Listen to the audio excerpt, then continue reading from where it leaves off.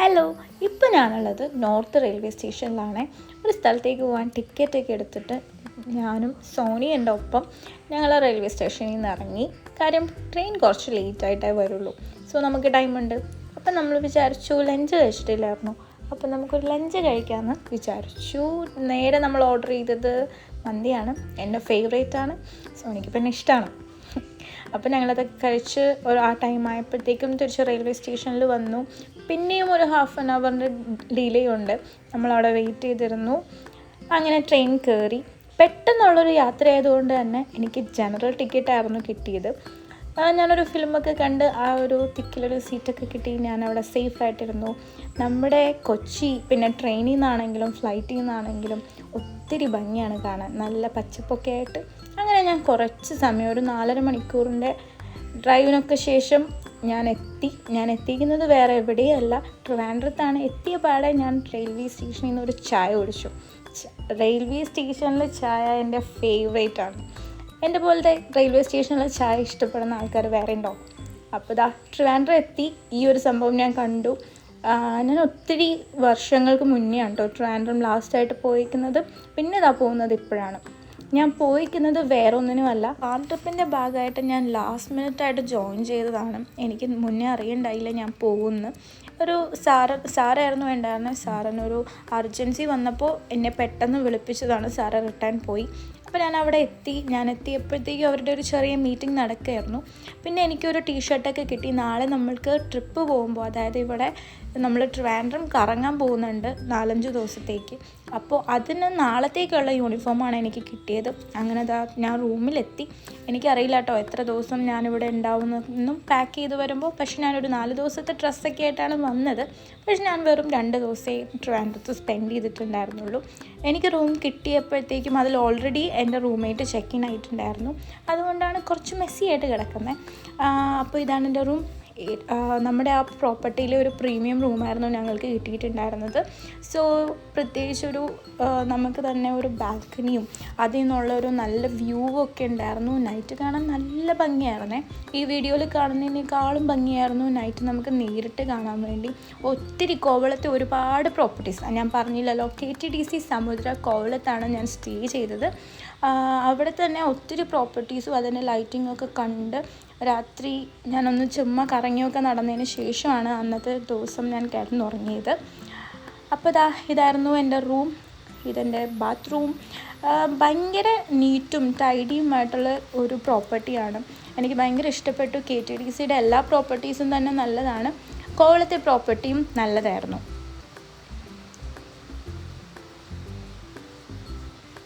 പിന്നെ നേരെ ഞാൻ ഡിന്നർ കഴിക്കാൻ വേണ്ടി പോയി. ഒരുപാട് വെറൈറ്റീസ് ഉണ്ടായിരുന്നു. അത്യാവശ്യം നല്ല വിശപ്പും ഉണ്ടായിരുന്നു. ട്രെയിനിലെ ഒരു തിക്കും തിരക്കൊക്കെ കഴിഞ്ഞ് വന്നുകൊണ്ട് തന്നെ.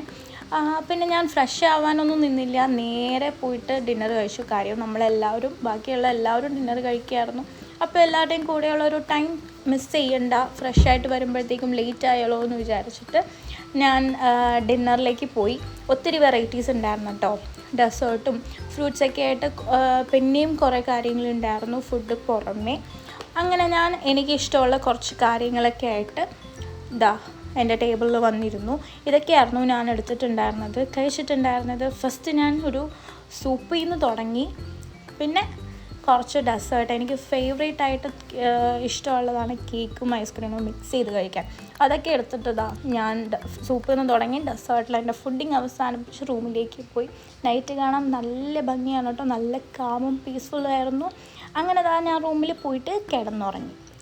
നെക്സ്റ്റ് മോർണിംഗ് എഴുന്നേറ്റ് ഒന്ന് ജസ്റ്റ് കണ്ണാടിയൊക്കെ നോക്കി ഓക്കെ ആണെന്നൊക്കെ നോക്കിയിട്ട് ഞാൻ പുറത്തേക്ക് ഇറങ്ങാണ്. എനിക്കൊരു സൺറൈസ് കാണണമെന്ന് നല്ല ആഗ്രഹം ഉണ്ടായിരുന്നു. അപ്പോൾ ഞാൻ നേരത്തെ എഴുന്നേറ്റിരുന്നു. അങ്ങനെ ഞാനൊരു ബ്യൂട്ടിഫുൾ സൺറൈസൊക്കെയാണ് അന്നത്തെ ദിവസം കണ്ടത്. അപ്പോൾ ആ പ്രോപ്പർട്ടിയുടെ ഭംഗിയൊക്കെ ഒന്ന് ജസ്റ്റ് കണ്ടോളൂ. ഞാനൊന്ന് പറ്റുന്ന രീതിയിൽ കുഞ്ഞു വീഡിയോസാണ് എടുത്തേക്കുന്നത്.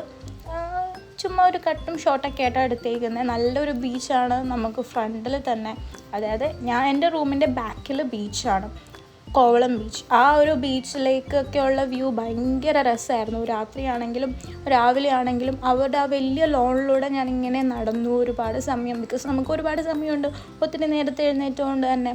സോ അങ്ങനെ നടന്ന് പ്രോപ്പർട്ടിയുടെ പുറത്തുള്ള ഭംഗിയൊക്കെ ഞാൻ കണ്ടു, ആസ്വദിച്ചു.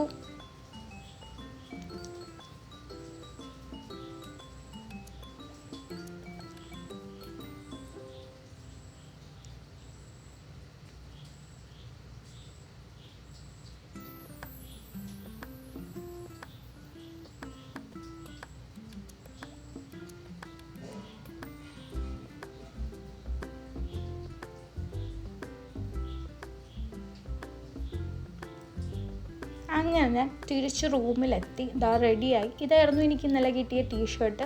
ആ ടീഷർട്ടായിരുന്നു ഇന്ന് എല്ലാവരോടും ഇടാൻ പറഞ്ഞത്. ഫസ്റ്റ് ഡേ മാത്രം നമുക്ക് ടീഷർട്ട് ഇട്ടാൽ മതി കേട്ടോ, ബാക്കി എല്ലാ ദിവസവും നമുക്ക് ഇഷ്ടമുള്ള ഡ്രസ്സൊക്കെ ഇടാം. ഫസ്റ്റ് ഡേ നമ്മൾ ട്രയലിനായിരുന്നു ആ ഒരു ഫാം ട്രിപ്പിൻ്റെ, ആ ഫാം ട്രിപ്പ് സീരീസിൻ്റെ പേര്. സോ അതൊക്കെ ഇട്ട് ഞാൻ റെഡിയായി. ജസ്റ്റ് ഒരു പെർഫ്യൂം അടിച്ചപ്പോൾ ഉള്ള എക്സ്പ്രഷനാണ് എൻ്റെ കണ്ണിലേക്കും മൂക്കിലേക്കും വായിലേക്കും ഒക്കെ പോയി.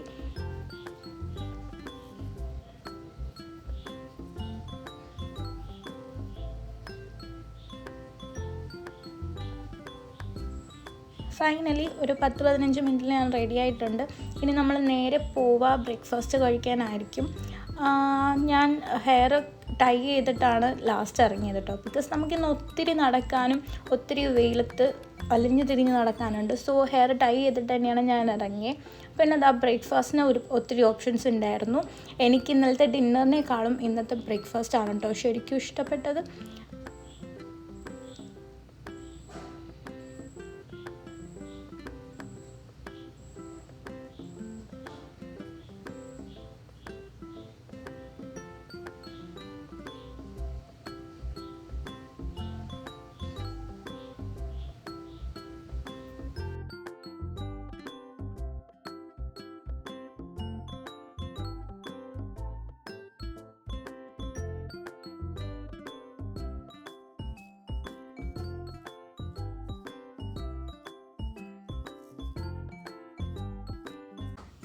നമ്മളൊരു ഡെഫിനറ്റ് ടൈം പറഞ്ഞിട്ടുള്ളത് കൊണ്ട് തന്നെ റെസ്റ്റോറൻറ്റിൽ ആ ടൈമിൽ നമ്മൾ ട്രയലിൻ്റെ ആൾക്കാർ തന്നെയായിരുന്നു. എല്ലാവരും ഓരോ ഫേമിൻ്റെ, അതായത് ഓരോ ട്രാവൽ ഏജൻസീസിൻ്റെ ഓണേഴ്സ് ആയിരുന്നു കേട്ടോ. എനിക്ക് കിട്ടിയ ഏറ്റവും ഒരു പ്രൗഡായിട്ടുള്ള ഒരു മൊമെൻറ്റ് തന്നെയാണ് ലൈക്ക് ഇതുപോലത്തെ ട്രിപ്സൊക്കെ എന്നെ ഓഫീസിൽ നിന്ന് വിടുന്നത്. ബിക്കോസ് എല്ലാവരും ഓണേഴ്സിൻ്റെ ഒപ്പം സ്പെൻഡ് ചെയ്യാൻ കിട്ടുന്ന ടൈം എന്ന് പറഞ്ഞാൽ അത് നല്ല വാല്യുബിൾ ടൈമാണ്. ബിക്കോസ് നമ്മളെക്കാളും ഒരു സ്റ്റെപ്പ് മുന്നേ ഉള്ളവരായിട്ട് കിട്ടുന്ന കുറച്ച് ടൈമാണ് അതൊക്കെ. സോ അവിടെയുള്ള ഒഫീഷ്യൽ കാര്യങ്ങളൊക്കെ കഴിഞ്ഞു. ഇതിൻ്റെ ഇടയിൽ ഞാൻ ബ്രേക്ക്ഫാസ്റ്റ് കഴിച്ചിരുന്നേ.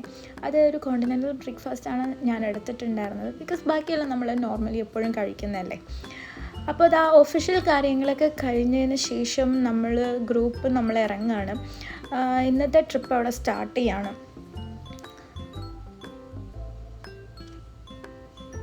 ഇതായിരുന്നു നമ്മുടെ കോച്ച്. നമ്മളെ ഇനിയുള്ള ദിവസങ്ങളിൽ ട്രിവാൻഡ്രം ചുറ്റി കാണിക്കുന്നത് ഈ ഒരു കോച്ചാണ്.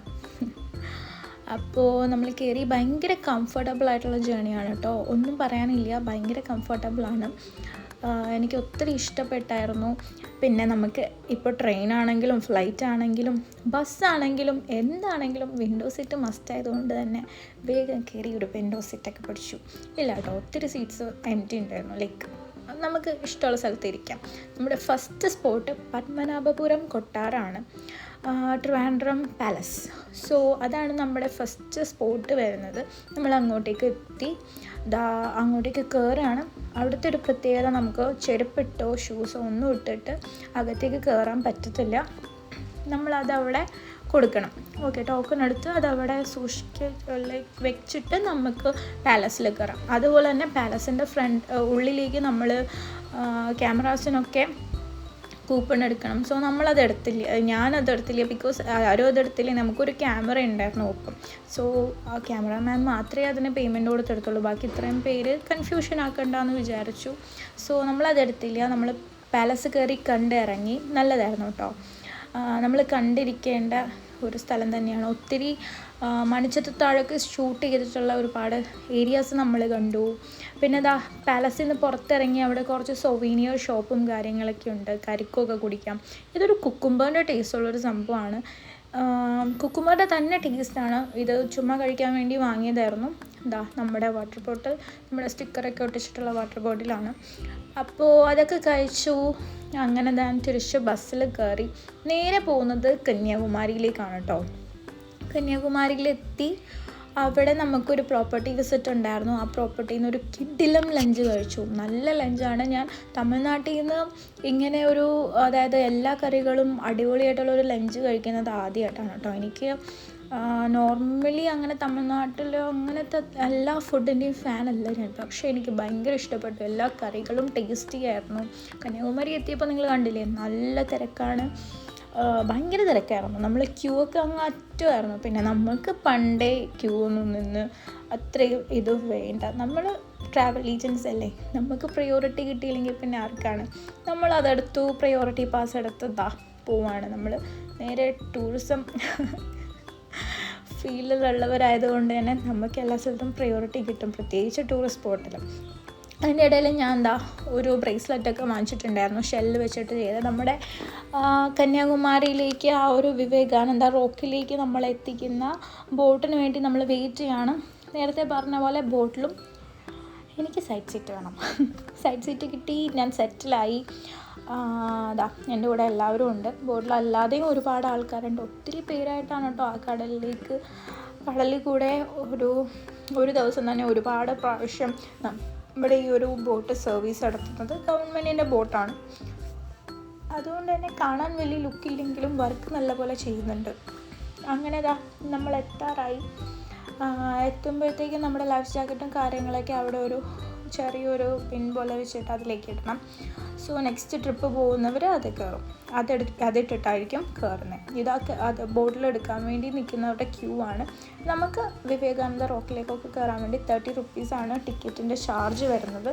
സോ നമ്മൾ ആ ടിക്കറ്റൊക്കെ എടുത്ത് കയറാൻ വേണ്ടി പോയപ്പോഴത്തേക്കും നമ്മുടെ മെയിൻ അതിൻ്റെ ഒരു സെക്രട്ടറിയൊക്കെ വിളിച്ചിട്ട് നമുക്ക് ഇതിൻ്റെ ഐതിഹ്യവും കാര്യങ്ങളും, എങ്ങനെയാണ് ഈ റോക്ക് അവിടെ ഉണ്ടായതെന്നും ഇവിടെ എങ്ങനെയാണ് ടെമ്പിൾ വന്നതെന്നുള്ള ഒരു ബ്രീഫിംഗ് ഒക്കെ ചെയ്ത് തന്നു. ബിക്കോസ് നമ്മൾ ട്രാവൽ ഏജൻസ് ആണല്ലോ, നമുക്ക് നോളജ് ഉണ്ടെങ്കിലല്ലേ നമുക്ക് തിരിച്ചത് പറഞ്ഞു കൊടുത്ത് നമ്മുടെ ഗസ്റ്റിനെയൊക്കെ കൺവിൻസ് ചെയ്ത് ഇങ്ങോട്ടേക്ക് കൊണ്ടുവരാൻ പറ്റും. സോ അതിനു വേണ്ടി പുള്ളി നല്ലപോലെ നമുക്കതെല്ലാം എക്സ്പ്ലെയിൻ ചെയ്ത് തന്നു, വീഡിയോ ഒക്കെ വെച്ച് എക്സ്പ്ലെയിൻ ചെയ്ത് തന്നു. പിന്നെ നമ്മൾ ആസ് യൂഷ്വൽ എല്ലാം വിസിറ്റ് ചെയ്ത് ആ ഒരു ഗ്ലാസ് ബ്രിഡ്ജ് പുതിയതായിട്ട് വന്നതാണ്, ഭയങ്കര നല്ലതായിരുന്നു. ബിക്കോസ് അതൊരു വെർത്തായിട്ട് തോന്നി. നമ്മൾ ആ ക്യൂ നിന്നിട്ടൊക്കെ വന്നാൽ പോലും ഇതിലൊന്ന് കയറുമ്പോഴത്തേക്ക് അത് നല്ല വെർത്തായിട്ട് തോന്നി. ബിക്കോസ് നല്ല ക്ലിയർ ആയിരുന്നു. ഇപ്പോൾ പുതിയതായതുകൊണ്ട് തന്നെ അതിൻ്റേതായിട്ടുള്ള ഒരു ഇതും കൂടെ ഉണ്ടായിരുന്നു. അത് നല്ല രസമുണ്ടായിരുന്നു. അതൊരു നല്ല എക്സ്പീരിയൻസ് ആയിരുന്നു.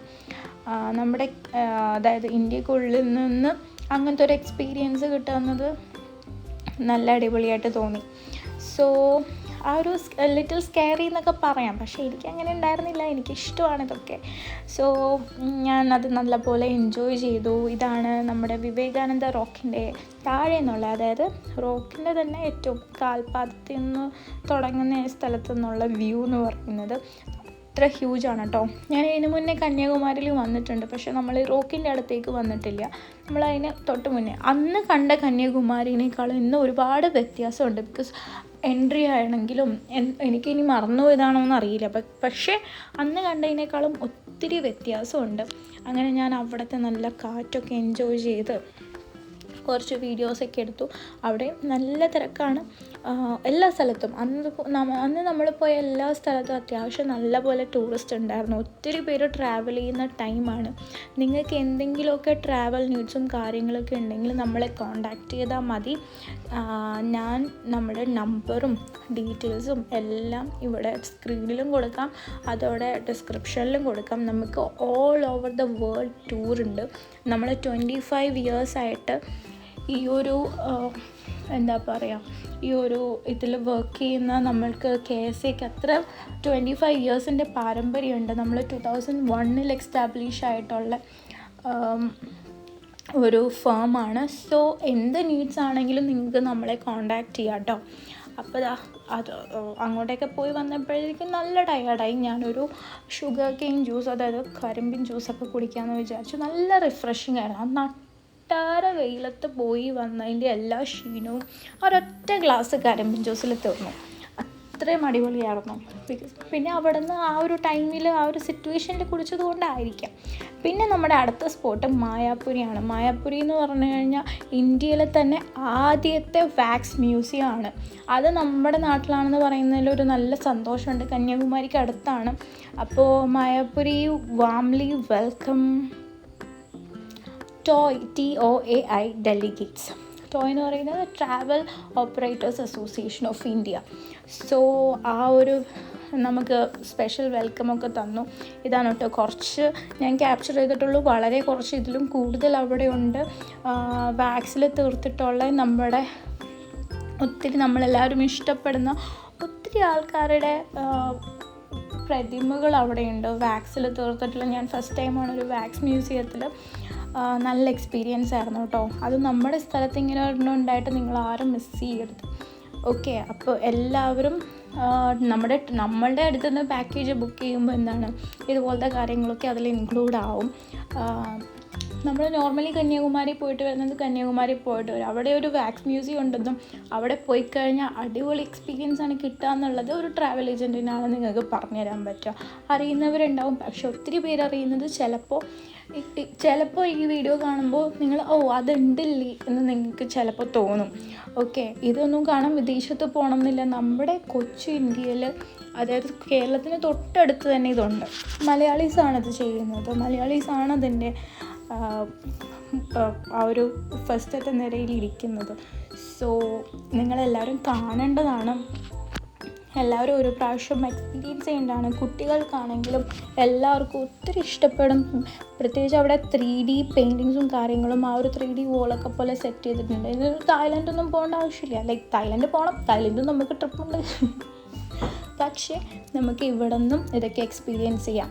ഓക്കെ, പിന്നെ ഞാൻ കുറച്ച് വോളിലുള്ള കുറച്ച് ഇതൊക്കെ എടുത്തിട്ടുണ്ട് കേട്ടോ.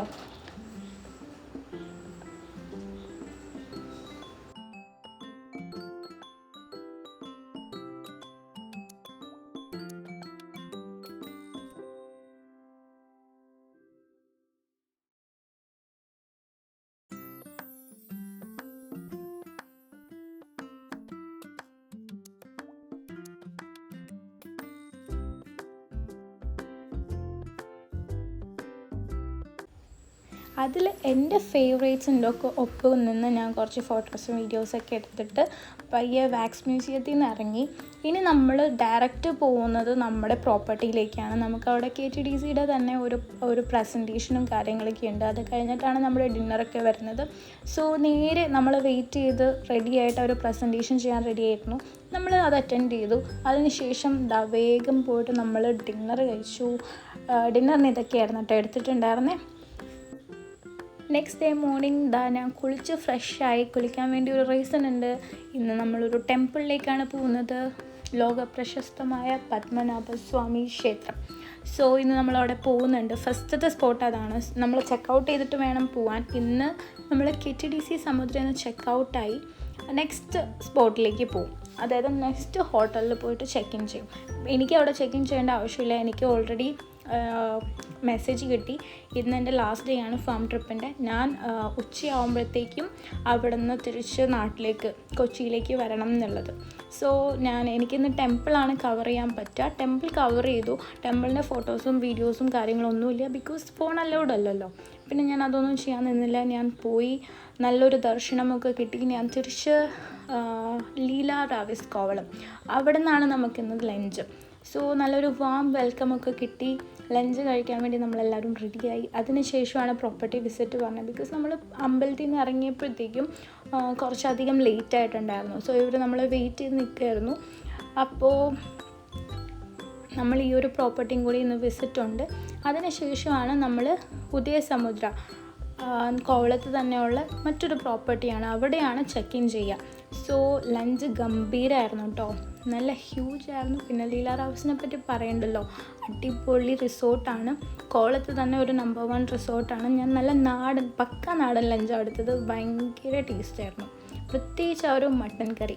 പിന്നെ നമ്മൾ പ്രോപ്പർട്ടിയൊക്കെ കയറി കണ്ടു. പ്രോപ്പർട്ടിയും നല്ലതാണ് കേട്ടോ, ഒത്തിരി വർഷത്തിൻ്റെ പാരമ്പര്യം ഇവർക്കും ഉണ്ട്. സോ നല്ലൊരു പ്രോപ്പർട്ടിയാണ്. നമ്മൾ സ്റ്റേ ചെയ്ത പ്രോപ്പർട്ടിയും ബഡ്ജറ്റായിട്ട് വന്നവർക്ക് നമ്മൾ സ്റ്റേ ചെയ്ത പ്രോപ്പർട്ടി ഒരു നല്ല എക്സ്പീരിയൻസ് കൊടുക്കും. കുറച്ചും കൂടെ പ്രീമിയമായിട്ട് നോക്കുന്നവരാണെങ്കിൽ നമുക്ക് ലീല റാവിസ് ഒരു നല്ല ഓപ്ഷനാണ്.